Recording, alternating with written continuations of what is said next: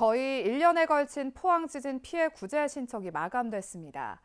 총 접수 건수는 12만 5천 건으로 재심의 건까지 포함해 지급이 모두 완료되는 시점은 내년 6월쯤인데요. 당초 예상했던 9만 건보다 훨씬 많이 접수해 책정된 예산이 부족할 수도 있다는 우려도 나오고 있습니다. 장효수 기자가 보도합니다.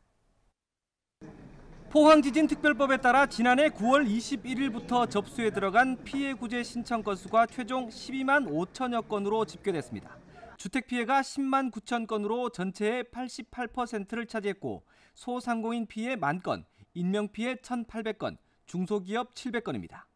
구제 신청은 1차 지급이 이루어진 지난 3월부터 급격히 늘면서 마감을 한 달 앞두고는 하루 1,500건 이상이 몰렸습니다.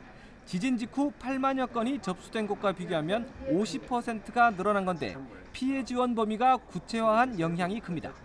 지진 직후에는 자연 지진으로 알려져서 그때 당시에는 주택 피해에 대해서만 신청을 받았습니다. 그렇지만 이후에 촉발 지진이 밝혀지고 지진특별법이 만들어지면서 주택뿐만 아니라 소상공인, 중소기업, 피해구제심의위원회의 심의를 거쳐 5차까지 지급이 결정된 피해는 전체의 30%인 3만 4천여 건, 96%가 피해로 인정받으면서 1,480억 원이 지급됐고 이달엔 6차 지급이 이루어집니다.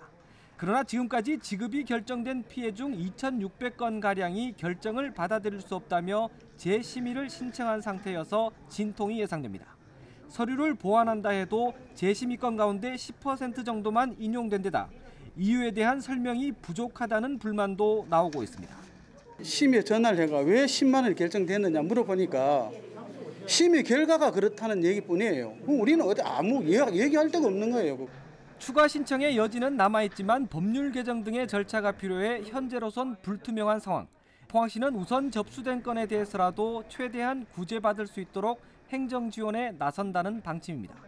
사실조사라든지 피해구제심의위원회의 심의, 또 재심의 과정이 남아있기 때문에 우리 시에서는 피해 주민들을 위해서 적극적인 행정 지원을 해나갈 계획입니다.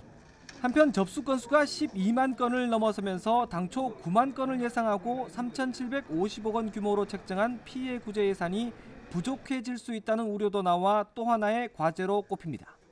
구제금에 맞춰서 지원하는 그런 사례가 발생할 수도 있고 그러다 보면은 피해민들이 또 다른 피해를 받는 그런 현상이 발생할 수 있습니다. 그래서 예산에 대한 정액을 분명히 필요하고 예산 정액이라는 부분은 시간이 필요하므로 산자부가 갖고 있는 예비비를 통해서 이와 함께 비슷한 피해인데도 지원금 측정이 다르게 적용된다는 반발도 있는 만큼 기준을 명확히 하고 공개할 필요도 있다는 지적이 나옵니다.